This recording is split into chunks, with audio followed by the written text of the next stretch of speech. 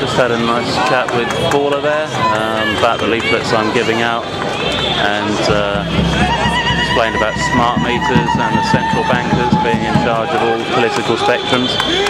Didn't seem to really like it when I talked about socialists, Bolshevik revolution being funded by the very capitalists that she's against, but she was a nice lady anyway. But the socialists are very much in denial about that sort of thing. Hello, madam. Could I just ask you, I'm doing a little bit of a montage today of what's going on here, but I'd also really like to talk. I'm going to talk to lots of police today. Now, can you? I'm going to ask them one question. Have you ever heard of the term false flag terrorism? I haven't. Okay, it would be something very interesting, and you can look it up. It's probably got its own Wikipedia page. It's an official thing, and what it is where it's an historically documented thing. It's an admitted thing, where governments have admitted, governments or agencies connected with them, like secret services and stuff like that, have admitted attacking and killing their own people in order to justify what would otherwise be an unpopular policy at home, i.e. taking away people's liberties and going to war. What I just want to do is get police to actually look at this, because this is totally ignored by our media. Apart from occasionally the BBC will put out a hit piece like Conspiracy Files. There's some people out there are saying, like 7/7 and I'm going to write. I know what my memory is like, so I can go and look it up just to find out myself that my memory is particularly bad. So I'm just going to put it in. Brilliant. So I will remember. What's it called again? It's called False Flag Terror. And if you Google it, you'll come up with thousands of things about it. You have to be careful, because some of it, like everything on the internet, some of it will be bullshit. Right, I see. But there is a lot of documented stuff, admitted stuff. Right. Yet our media, whenever like an attack, the recent attack at Boston, immediately these guys are convicted by media. They're guilty already. And indeed one of them is allegedly dead. And it's like the 7/7 bombers. They were convicted by media. And when you actually look into it, there is no proof whatsoever that one of them was even in London that day. In fact, his wife was up in Leeds having a miscarriage, and he took her into hospital a couple of days before. He then went missing, and she never saw him again. There's so many unanswered questions, and like 7/7. Why wasn't there a public inquiry? I mean, this is the biggest terrorist attack on land. Forgetting the Lockerbie one.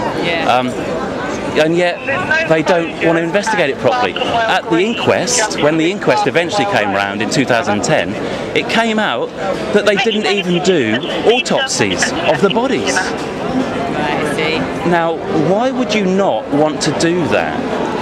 And why would you ignore, because initially when things happened, they got a French expert over from Paris, I think, to look at the bomb explosive stuff, the residue, whatever. And he came to the conclusion categorically that it was military grade C4.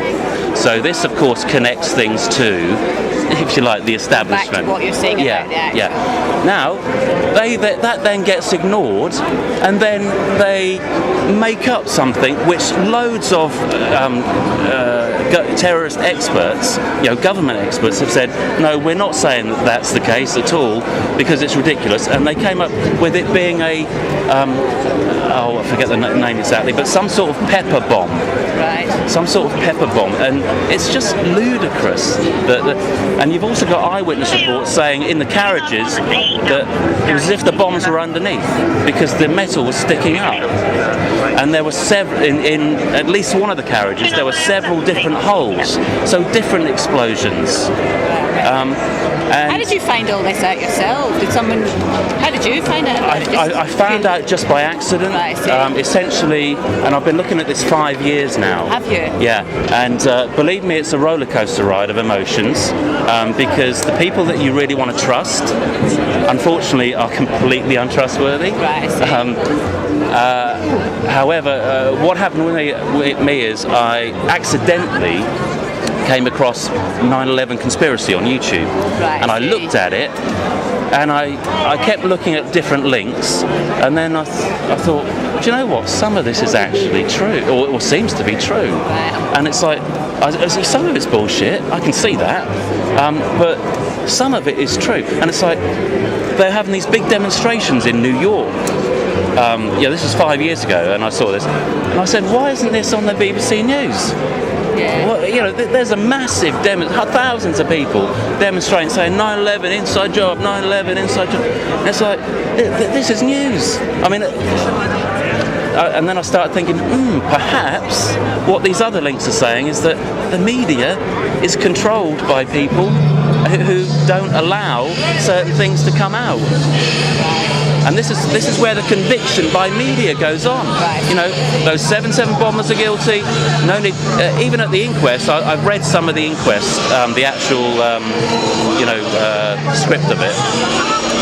And the judge who ran it basically started out with the premise: these 4 guys are guilty. I mean, what sort of an inquest is that? I should definitely look that up. 'Cause I'm very much, I like to be as informed as I possibly can. Yeah. To be honest. Yeah. So It's just to be aware, because be aware of it. Essentially, what I'm concerned about is that unfortunately there is a cabal, and it's basically the international bankers who are controlling every country, and every country that they don't control, who doesn't answer to a central bank, like Afghanistan, like Iraq, like Libya, like Syria, and soon to be Syria, will soon invade them, and then it will be Iran, and then they'll have the whole world, and North Korea, and the media always seems to demonise these countries like they're the boogeymen, and they're harbouring Al-Qaeda, even though when you look into Al-Qaeda, it was actually invented by the CIA, and anybody who thinks that Al-Qaeda is anything but run by the Secret Services today is just naive when you actually really look into it, because there's a lot of information out there saying that that is the case. Even the BBC did a documentary called The Power of Nightmares. It's sort of a fringe BBC, but it's on YouTube, and they even said, Al-Qaeda is essentially a myth. It's not a real organisation. They didn't go as far to say it's run by the Secret Services, but sadly it is. Thank you very much. Yeah. We'll have a little mingle round. Yeah, me too. I want to see what's going on. The fact that you brought it to my attention, and I will have to have a look. Nice talking to you. Same here. Have a good day. I'll probably see you throughout the day anyway. Yeah, I'm going down, and I want to hear Tony Benn speak, because there's a quote on Tony Benn's Wikipedia page where he says that when he was in government in the 70s, it was the industrialists who wielded the power. And he basically said, democracy, that's just an illusion. That wasn't his exact words, but it's a long quote, and that's what he's saying. He said, your vote essentially on certain matters doesn't count for anything. All right. Well, she was a nice lady there, Sergeant Begg. And she seemed very reasonable, and hopefully she will look up false flag terror.